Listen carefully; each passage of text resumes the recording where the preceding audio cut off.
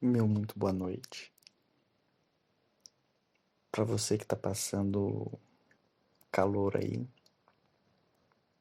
esses dias de, deixa eu ver aqui, meados de outubro,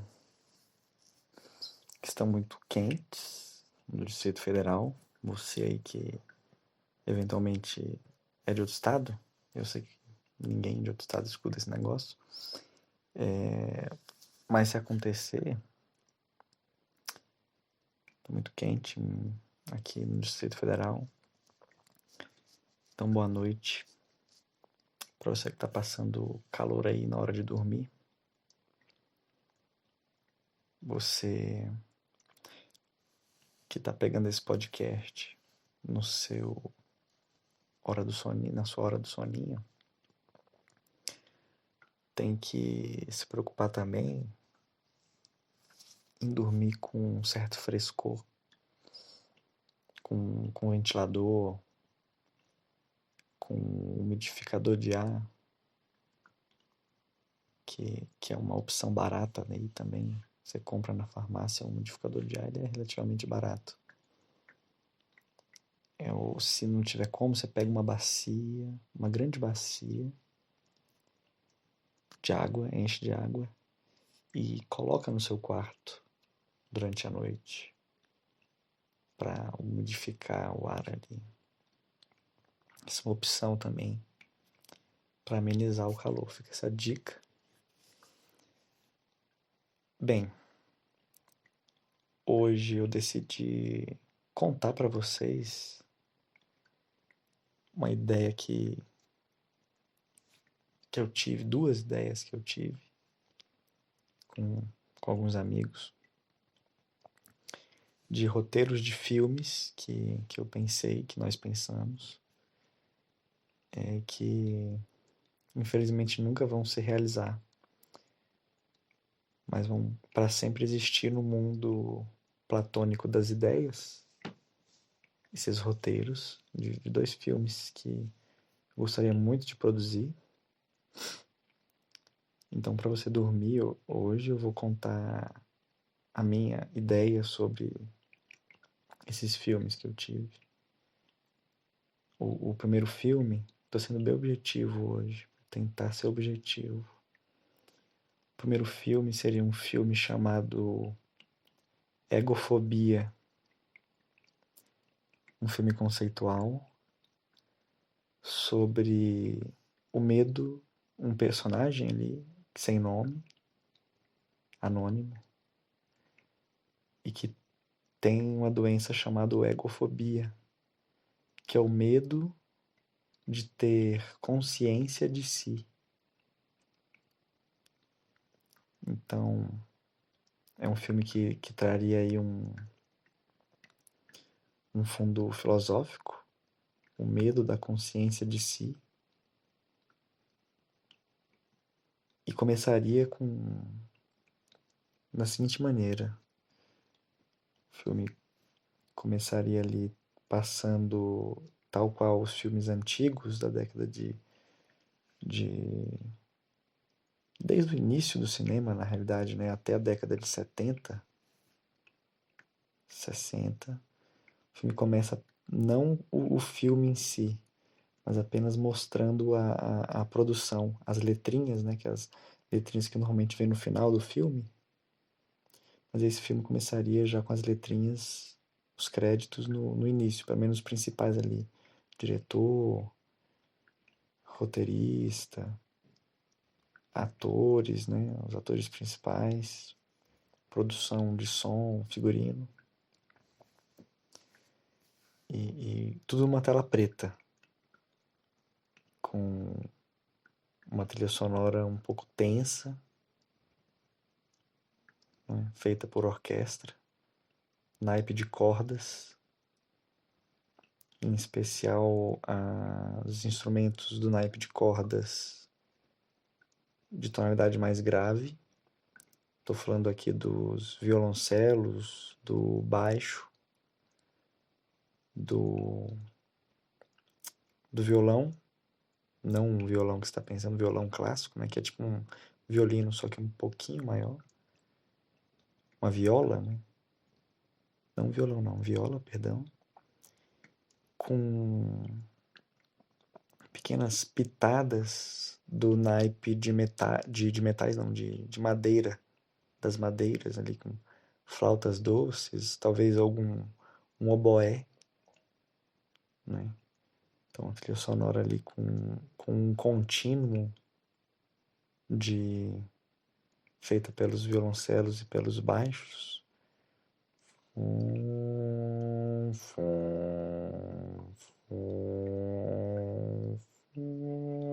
Algo mais ou menos assim, tenso. E os instrumentos de sopro do naipe de madeiras fazendo pequenas intervenções quase inauditas ali nesse contínuo do feito pelo naipe de cordas da orquestra e passando os nomes até que chega o nome do filme, né? A tela toda preta e os nomes em branco. Egofobia. E aí a música para no momento ali que mostra o nome, né? Egofobia. A trilha sonora tensa, feita aí pelo naipe de cordas e de madeiras, cessa. Tem um corte para um quarto escuro. Um close no relógio, mostrando que que falta poucos minutos para 1 minuto para 6 da manhã, que é um momento bom aí para acordar. Muita gente acorda às 6 da manhã para fazer seus afazeres. E o close começa nesse relógio. Relógio ali do lado da mesinha, do lado da cama, aquela mesinha pequenininha, né? Que tem abajur e tal. Mesinha de apoio, com 2 gavetas. Mostram esse relógio. Vai mostrando, vai fazendo pequenos cortes mostrando o quarto. Quarto escuro, normal, com uma pequena bagunça, né? Uma roupa no chão, um sapato, meio emboladinha ali a roupa. Um livro semi-aberto, jogado também do lado desse relógio, prestes a bater às 6 horas da manhã. Uma pessoa sozinha, numa cama de casal. Uma cama grande, uma cama enorme, né? De casal, mas com apenas um corpo inerte ali. Onde você vê que existe um espaço muito, muito proeminente ali na cama, que é uma cama de casal, uma cama king size, mas que só tem um corpo ali. Então é uma cama que está preenchida, cumprindo a sua função de abrigar ali uma pessoa no seu momento de sono, mas que ao mesmo tempo é vazia, porque é uma cama de casal. Então existe uma ausência ali. Você percebe essa ausência pela discrepância entre o tamanho da cama e o corpo diminuto que jaz ali, inconsciente, sobre essa cama. Uma pessoa dormindo ali, meio desajeitada, tentando com os braços, as pernas meio abertas assim, esparramada na cama, e o lençol bagunçado, cobrindo apenas parte do corpo das pessoas, né? Não, dá uma impressão de que não foi um sono bem comportado, que ela se deitou para dormir, deitou, se cobriu direitinho ali com um cobertorzinho certinho, E ficou lá, dormiu em paz, né? Então já passa uma ideia ali de um sono que foi combativo, um sono,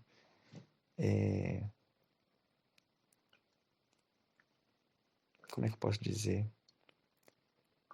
Não um sono que não foi calmo. Ele pode até ter sido calmo, mas que teve uma movimentação ali pela noite. Uma inquietação, uma certa inquietação. E tudo meio ali na penumbra, escuro. A trilha sonora não tem trilha sonora nesse momento, é só o som ambiente. E aí o relógio finalmente toca, indicando as 6 horas da manhã. Ele toca. Eu tô pensando naquele relógio, aquele relógio clássico, que é uma bolinha, né? Ele tem um formato circular, um tamborzinho, e em cima tem aqueles dois pratinhos, né? Abolados, que fica batendo assim. Brim, brim, brim, brim, brim, brim, brim, brim, brim, brim, brim, brim. E aí você dá um tapa assim igual filme antigo, né? Você dá um. Joga, bate a mão nele e ele para de tocar. Então é isso que acontece. Das 6 da manhã, volta o close ali da câmera para o relógio e você vê uma mão tateando e tentando bater nesse relógio para fazer ele parar de tocar. E essa mão finalmente encontra o relógio, derruba ele, né, no pequeno móvel ali do lado, móvel de apoio, e para de tocar. É nesse momento que a gente vê a câmera subindo um pouco ali o close da mão da pessoa, mostrando o braço, e revelando o rosto dessa pessoa, né? Um rosto sonolento, um rosto de quem acabou de acordar e teve um sono profundo, mais inquieto. Uma pessoa que gostaria de estar dormindo mais, porque teve um sono inquieto, ainda que de relativa qualidade. Essa pessoa, ela abre o olho com dificuldade, dá um pequeno bocejo, ela se vira, se ajeita na cama, se estica um pouco, né, dá aquela espreguiçada boa. E aí a câmera mostra de novo a câmera de um close de cima, né, mostrando como se a câmera estivesse no teto, mostrando a cama toda e a pessoa se espreguiçando na cama, né, se espreguiça. E aí nesse momento ela, muito despreocupada, faz tudo isso. Mas depois que ela se espreguiça, ela olha diretamente para a câmera, que está ali como se estivesse no teto. Olha para a câmera com um olhar de desespero, de tensão, surpresa, porque é o momento em que a pessoa, ela acordou, automaticamente ela só mexeu ali, apagou, desligou o relógio, se espreguiçou, tudo no automático. Mas aí ela, depois disso, então toma consciência de si, de pensar o próprio pensamento, o momento em que o eu reconhece o eu. E a fobia vem, porque o nome do filme é Egofobia, é a história de uma pessoa que tem fobia da consciência de si. Então, nesse momento, quando ela toma a ciência de si mesmo, de si mesma, tomada pelo susto, pelo desespero, e começa a ter medo dela mesma. Então ela começa a gritar, ela entra em desespero, começa a tremer, dá uns tremeliques e começa a gritar. Ah! Ah! Ah! Ah! Ah! Balançando a cabeça. Ah! Gritos intestinos, gritos viscerais, gritos animalescos, os gritos vão ficando cada vez mais animalescos, ela vai gritando, até o momento em que ela não consegue mais gritar, ela não consegue sair da cama, ela não consegue mais se mexer direito, e o grito, ele vira um grito surdo, uma coisa porque acabou a lubrificação das cordas vocais, ela já gritou tanto, ela gritou tão alto, mas ninguém aparece, ninguém vem. Tudo que sobra é o grito e a cama, essa cama cheia de desespero, do corpo ali, desesperado, mas vazia, porque é uma cama muito grande que sobra espaço, ainda que seja ocupada por uma pessoa, né? E esse grito animalesco, ensurdecedor, vai se diminuindo, porque a garganta vai falhando, as cordas vocais vão se enfraquecendo, vão ficando caducas, né? E aí até que vira um grito surdo. Você só escuta um ar, um, um ar- um arpejo ali saindo da garganta, mas já quase não sai som. Não sai quase nada ali, mas a cara desesperada, o corpo tenso, cheio de, com as veias do pescoço estourando e só sai um afiado ali, desesperado. E o filme acaba, é só isso. Durou 5 minutos o filme. Não tem mais o que dizer. É a pessoa que tem medo de si. A ecofobia. Acabou, né? Só que na realidade, esse filme, no momento em que a pessoa fica ali gritando sem ar, a câmera, ela parece que vai acabar o filme, a câmera vai se distanciando do rosto da pessoa, que dá um close no rosto da pessoa, ela gritando, né? E essa câmera vai se distanciando, até mostrar o quadro ali como se estivesse de frente para a cama, olhando ele de frente, como se estivesse em pé, vendo essa pessoa ali se debatendo na cama com gritos surdos. É nesse momento em que parece que o filme vai acabar, que entra de um lado e do outro, né? De um lado uma pessoa, do outro lado outra pessoa, que são os diretores do filme. Aí a pessoa gritando lá no fundo. E aí esse grito surdo. Mas aí esse grito surdo ele fica ali bem baixo mesmo. E aparecem essas duas figuras, são os diretores do filme, o roteirista e o diretor do filme. Que no caso, como o filme é a minha ideia de um amigo meu, seria eu e um amigo meu. Mas você imagina um diretor qualquer aí, uma pessoa qualquer. Entra, né, e fala. E aí a gente começa a comentar o filme. Né? Esse filme que só teve 5 minutos ou menos, quem sabe? A gente começa a comentar um filme. Sabe quando você compra um filme em DVD? Quando você comprava um filme em DVD? Tem a versão ali. No menu você podia escolher a versão que é o filme comentado pelo diretor. Que aí passa o filme, vai passando as cenas do filme, só que em vez de ter a trilha sonora, os diálogos do filme, você só tem o diretor e o roteirista e tudo mais comentando o filme, né? Tipo, nessa cena aqui que começa o filme, a gente pensou isso, aquilo, para representar, sabe? Comentário ali, como se fosse um podcast acompanhando um filme. E seria essa a ideia, né? Quando parece que o filme está acabando, se encaminhando para o fim, parece o diretor e o roteirista, eles começam a falar. Não, né? Quando eu e o meu amigo aqui, meu diretor Eduardo, a gente teve a ideia de fazer esse filme, a gente queria mostrar a solidão, o estado de vazio existencial. E aí começa todo esse papinho filosófico aí genérico, mas que o cinéfilo, a pessoa que quer parecer cult, a pessoa pedante, ela vai adorar, vai parecer muito complexo, mas não tem nada de complexo, é só uma coisa geral, né? Mas fala palavras difíceis ali, parece que é uma coisa muito profunda, que tem um sentido ali, mas não tem sentido nenhum. Aí fica falando, a gente fica lá comentando, só que, incrivelmente, o filme tem 5 minutos no máximo, mas os comentários sobre o filme tem 2 horas.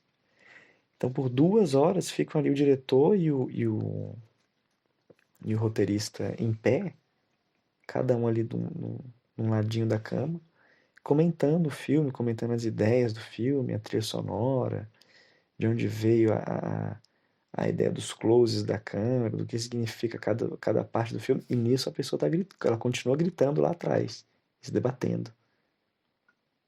Pelas 2 horas subsequentes que tem essa conversa aí com o público diretamente ali, quebrando a quarta parede, muitas vezes. E só depois disso que o filme acabaria de fato. Então, esse filme, ele é uma inversão, na verdade. Porque o que parece o filme, na verdade, é só uma introdução do filme, porque o importante, o filme de verdade, são apenas o diretor e o roteirista conversando e dialogando sobre a ideia do filme. E isso é o filme, na realidade. Né? Então, essa é a ideia que eu tive, e um amigo meu também, de um filme que a gente queria fazer, que é o Egofobia. E, bem, a segunda ideia de filme, essa é um pouco mais boba, vocês vão logo perceber, é um filme chamado O Mímico Fantasma, O Espírito da Vingança. A gente estava conversando sobre como que o filme Motoqueiro Fantasma é muito ruim, é terrível. Se você gosta do filme Motoqueiro Fantasma, desculpa, mas é muito ruim. O primeiro até que é ok. É legalzinho ali, passa um tempo, dá um entretenimento. Mas o segundo, nossa, o segundo é uma lástima. O segundo é basicamente o Nicolas Cage coringando ali. Não tem nenhum sabor aquele filme. O primeiro até tem uma historinha ali legal. A apresentação do personagem é legal também, porque o que é o Cavaleiro Fantasma? É uma caveira pegando fogo numa jaqueta de couro. Você não tem coisa mais estilosa do que isso aí. Caveira já é, ó, estiloso, estilo, irreverência, jovem. O jovem gosta de caveira. E porque caveira é morte. Desafia as regras aí. Isso aí o jovem gosta de desafiar as regras. Então, o jovem gosta muito de caveira. Né? O jovem,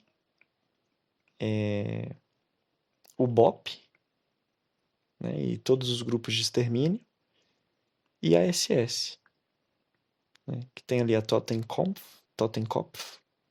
é um símbolo aí das SS nazistas, que era uma caveira, que representa a morte, né? Então aí, os três principais grupos que gostam de caveira, aí os motoqueiros também, é claro, né? Porque o motoqueiro, ele é radical, tá colocando sempre sua vida em risco, então a caveira ali, ó, ele tá querendo desafiar a morte, né? Que ele veste a caveira, o que que ele quer? Ó, aqui, ó, olha como eu sou radical, eu não ligo pra morte. Eu carrego a morte comigo, porque eu sou perigoso. Faço coisas loucas no trânsito. Então temos aí os 4 grupos principais que gostam de caveira. O jovem, que caveira é irada, né? Caveira é um símbolo ali mórbido, que desafia a sociedade. O motoqueiro, que é radical. Nesse sentido, o motoqueiro ele parece muito jovem, porque ele quer desafiar a sociedade. Então, talvez o motoqueiro seja um eterno adolescente que quer sempre mostrar como que ele desafia a sociedade, sendo muito radical e não ligando para a morte. E por isso ele carrega consigo o símbolo da morte, que é a caveira. O terceiro grupo, que são os grupos de extermínio. O BOP aí, né? O símbolo é o BOP, né? Faca na caveira. Vou matar você. Vou matar o bandido. Outros grupos de extermínio também, né? Você que já minimamente estudou a história das milícias no Rio de Janeiro, você vai lembrar que antes das milícias existiam os grupos de extermínio na década de 60, 50, por aí. O símbolo de todos eles era a caveira. E o último grupo aí que são os nazistas, né?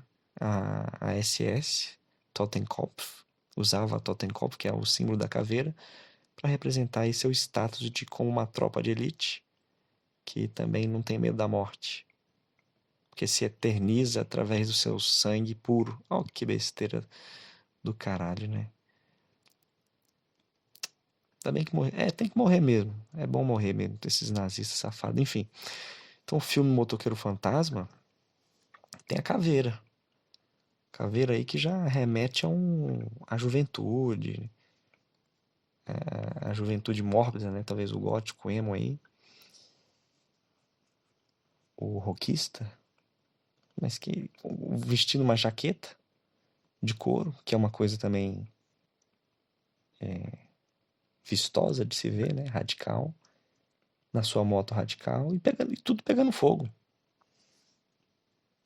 E o motoqueiro fantasma, além disso, é um demônio. Só tem coisa boa no motoqueiro fantasma: caveira, moto, jaqueta de couro, mostrando toda a radicalidade desse personagem. Um personagem que não liga para os padrões da sociedade, e fogo. E o fogo também completa ali a cereja do bolo, né? E Cavaleiro Fantasma, ele pune, né, os bandidos impuros, as pessoas, né, ali. Ele vai punindo as pessoas que fazem mal. Ele é meio que um anti-herói. Então é só coisa boa. Caveira, moto, fogo e roupa estilosa. Tudo de bom. Pois é, mas ainda assim o filme é uma porcaria. Um personagem bom, personagem legal, com muito potencial, mas um filme merda. Enfim, eu tava discutindo então esse filme merda, que é o Motoqueiro Fantasma, principalmente o 2, com os meus amigos, e aí não sei como, mas surgiu essa ideia de um filme que seria o Mímico Fantasma, o Espírito da Vingança, né? Dois pontos, o Espírito da Vingança. No que se basearia esse filme? Tal qual o filme do Motoqueiro Fantasma, né? O que acontece o quê? Para você que não sabe a história do Motoqueiro Fantasma e do filme com Nicolas Cage. Era um rapaz que fazia umas apresentações de moto com um pai. E aí o pai descobre que tá com câncer, né? E o Nicolas Cage fica muito triste e quer salvar o pai dele, né? Aparece o capeta, o demônio luciferiano, e propõe um pacto, né? Fala: ó, você me dá sua alma aí que eu vou curar seu pai do câncer. Aí, pô, agora, vamos lá. O que é uma alma, né? Frente ao câncer. O câncer é muito. Negócio de alma aí não vale nada mesmo, não sou. Enfim. Aí vendeu a alma, aí curou o pai do câncer. Legal, ficou feliz, o Nicolas Cage ficou feliz. Mas aí o pai dele acaba morrendo de qualquer maneira, porque eles faziam acrobacias com moto. Você vai lembrar do filme aí. E aí ele vai tentar fazer uma acrobacia na moto e morre, né? Quebra ali o pescoço, sei lá. Morreu, né? Na acrobacia, e o Nicolas Cage fica ali triste. E de qualquer forma o pai morreu. E aí ele depois tem que cumprir o pacto dele, que ele vendeu a alma pro capeta. E o capeta falou: agora você tem que ser motoqueiro fantasma. Tem que ser meu justiceiro.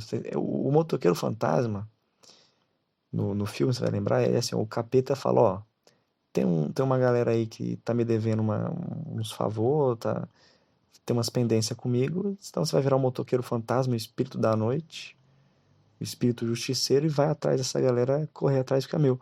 Ou seja, o motoqueiro fantasma é o agiota do demônio. Vamos resumir isso, né?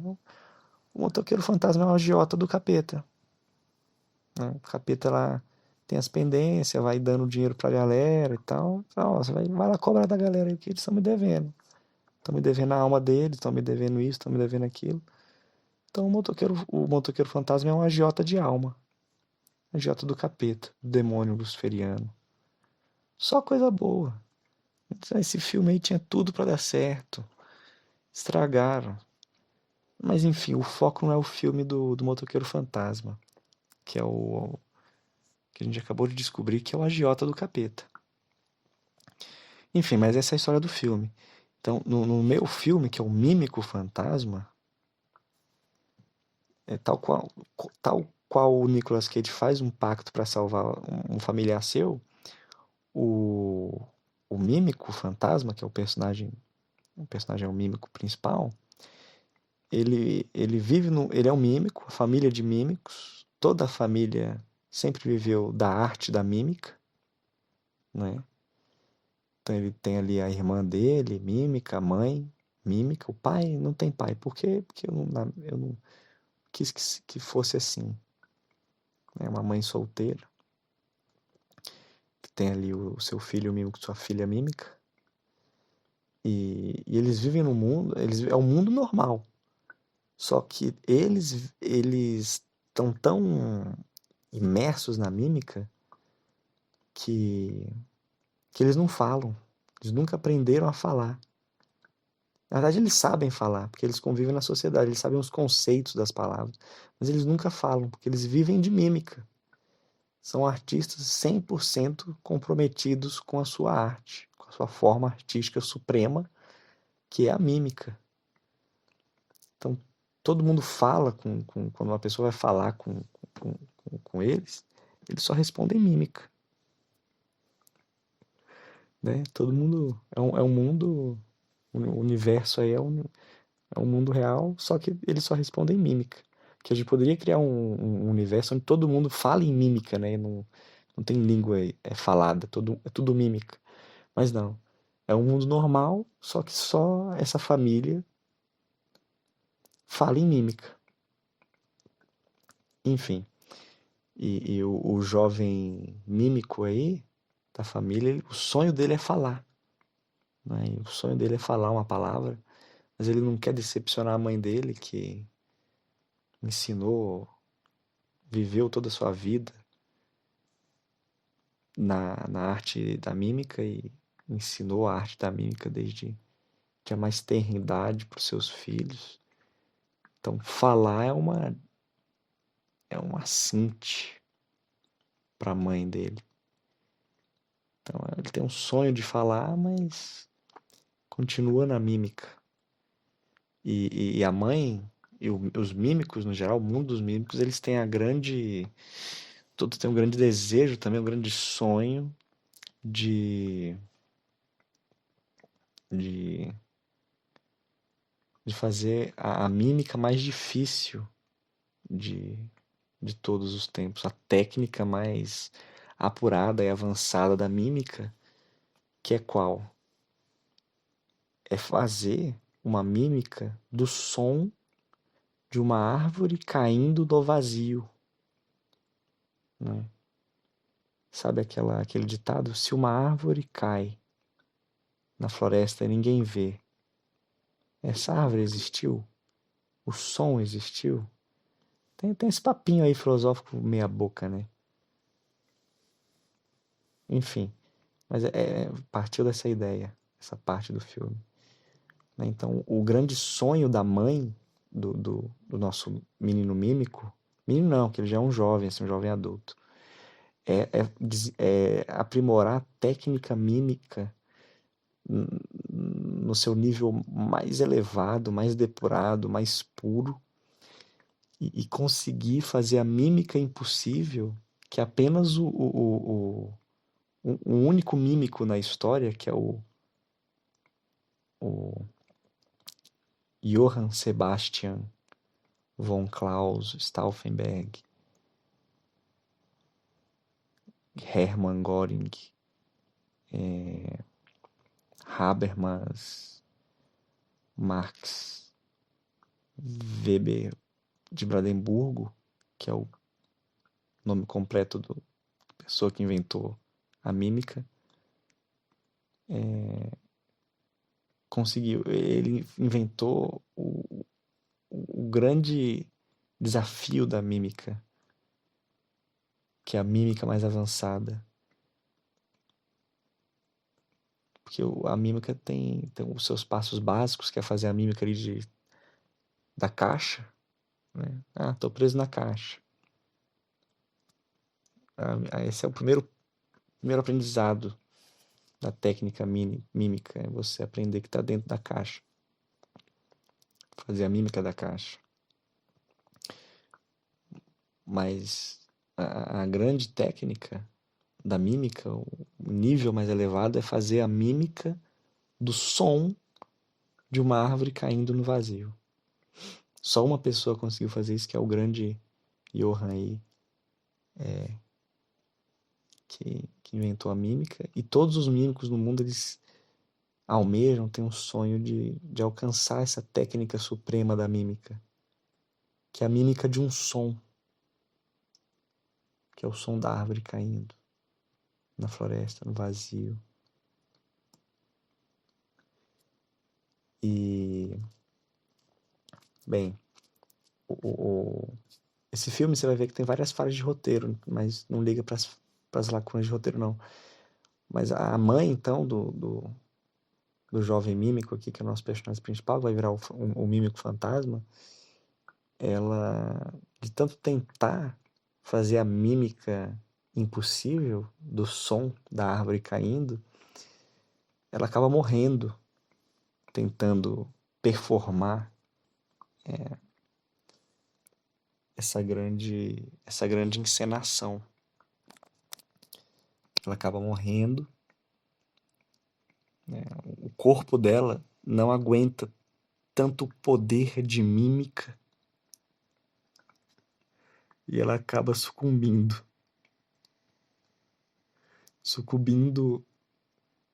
a era tanta mímica que o corpo dela não aguentou.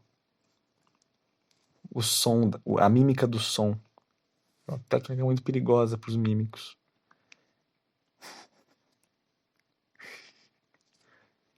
Aí o jovem mímico ficou muito revoltado. Nossa, minha mãe morreu. Ele falou tudo em mímica, né? Você tem que interpretar a mímica dele. Minha mãe morreu, tô muito triste, o que eu vou fazer agora? Nesse momento que o capeta oferece para ele, oferece o pacto. O menino, vamos fazer um pacto aqui. Né? Porque ele fica muito bravo que a mãe dele morreu. E aí ele fica dividido entre aprender a falar, né? Conseguir falar, que é o sonho dele, e também o sonho de todo mímico, que é aprender a mímica do som de uma árvore caindo. Fica dividido aí entre esses sonhos, né? O sonho que a família legou para ele, do que se esperava dele, ser o grande mímico que conseguiria fazer a mímica do som da árvore caindo, ou seguir o sonho dele de conseguir falar, né? Se expressar sem a mímica. Mas nesse momento ele tá muito puto com a mãe, ele promete: mãe, eu vou conseguir fazer a mímica impossível. Só que ele não fala isso, tá tudo, você tem que interpretar a mímica que ele tá fazendo ali. Aí o capeta aparece e oferece: ó, eu vou te dar o poder de fazer a mímica suprema, mas você tem que vender sua alma. Aí ele vai, vende a alma dele. Vende a alma dele. E para poder conseguir fazer a mímica suprema. Mas aí em algum momento ele percebe que o capeta enganou ele, porque no contrato ela estava escrito que ele só poderia fazer essa mímica uma vez. Ele não poderia aprender essa técnica e replicar ela. Seria uma mímica de um único show. Né? E aí, enfim, ele tem que escolher bem quando que ele gastaria essa oportunidade de fazer a grande mímica suprema. Ele poderia fazer só uma vez. Então, enquanto ele pensa qual é o momento correto, né, ele vira o mímico fantasma, tal qual o motoqueiro fantasma é o agiota do capeta, sai andando pela cidade, montado na sua moto de mímica, ou seja, literalmente é só uma pessoa flutuando, andando para lá e para cá e pegando fogo, né? Justiçando os injustiçados, sei lá, fazendo essa coisa essa que o motoqueiro fantasma faz.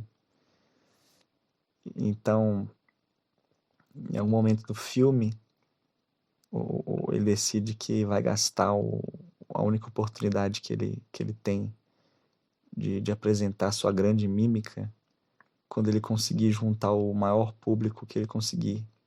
Quando ele conseguir apresentar sua grande mímica no Maracanã, quando ele se tornar famoso. Mas aí o filme, o personagem, ele esbarra no problema de que a mímica é uma arte decadente.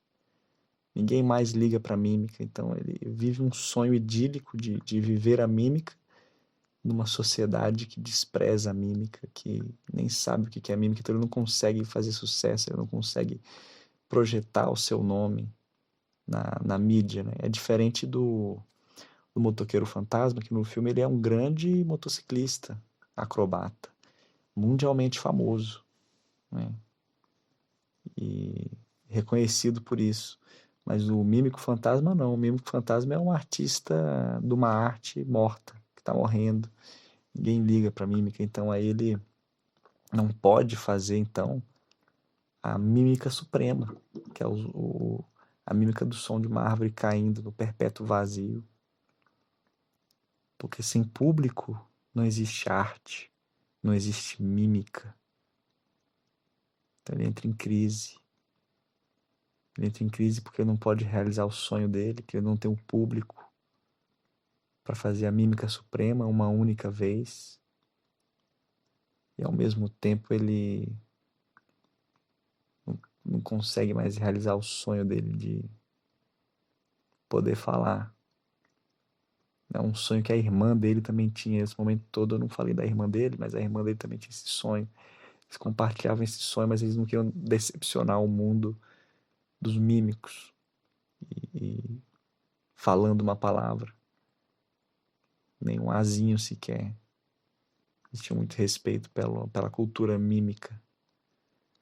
Então, completamente arrasado pela impossibilidade de ser, né? Ser ou não ser, eis a questão. No caso, a única possibilidade era não ser nada, não realizar os sonhos. Então, o mímico fantasma entra numa crise depressiva, decide se suicidar com a sua corda de mímica. Então ele manda uma carta de mímica para sua irmã. Tudo que ele faz de mímica é real, vira real, entendeu? Se ele tem a moto dele de mímica, então a moto ele finge que sobe na moto, mas ele está subindo uma moto de verdade, só que é feita de mímica, ela é invisível. Então ele só sobe num negócio qualquer, finge que está subindo e sai andando. Então ele escreve uma carta de mímica para a irmã dele. A carta chega pelo correio de mímica, né, falando que ele não aguenta mais essa vida, ele não conseguiu realizar o sonho da mãe dele, o sonho dos mímicos, que é fazer a mímica suprema. Ele também não consegue falar, que era um dos sonhos dele. Manda essa carta de mímica para a irmã dele e falando que vai acabar com a sua vida, porque ela não tem mais sentido. Então ele manda essa carta, aí ele arma o banquinho dele, aquele banquinho que você abre, sabe? Só que de mímica, então ele é invisível. Ele sobe no banquinho, então basicamente ele só fica flutuando ali. Ele amarra sua corda de mímica no teto, no ventilador de teto do quarto dele, e se pendura na corda de mímica, né? Joga chuta o banco de mímica dele. E a corda de mímica estrangula ele até a morte, de maneira rápida e quase indolor, né? Ele distribuixa um pouquinho ali, mas flutuando no ar, estribuchando, morrendo, perdendo ar, mas é rápido. No momento em que ele para de estribuchar, que a morte chegou, a irmã dele abre a porta do quarto com a carta de mímica na mão, gritando: Não, não faça isso. O grande segredo para falar era apenas falar. Só que já é tarde. Nosso personagem mímico fantasma morreu na sua corda de mentirinha. E o sonho de falar só sua irmã realizou. Porque na realidade eles sabiam a língua, eles só não falavam. Era só falar. Só quebrar a regra dos mímicos. A grande regra sagrada. Então é um filme triste, é um filme que acaba em tragédia, com um mímico fantasma morto, a mãe que não conseguiu realizar nenhum de seus sonhos, nem fazer a mímica suprema do som de uma árvore caindo no perpétuo vazio, e nem falar palavras. Só sua irmã concretizou isso, era só eles, enfim, terem vontade de falar para realizar esse sonho aí, que eles não eram, enfim, surdos nem nada, é só mímico, é só falar mesmo. E é isso. Essa era a ideia do filme. Deu aqui 40 minutos, já 50 minutos de áudio. Um beijo, um sorriso de vocês. E até o próximo vacilo.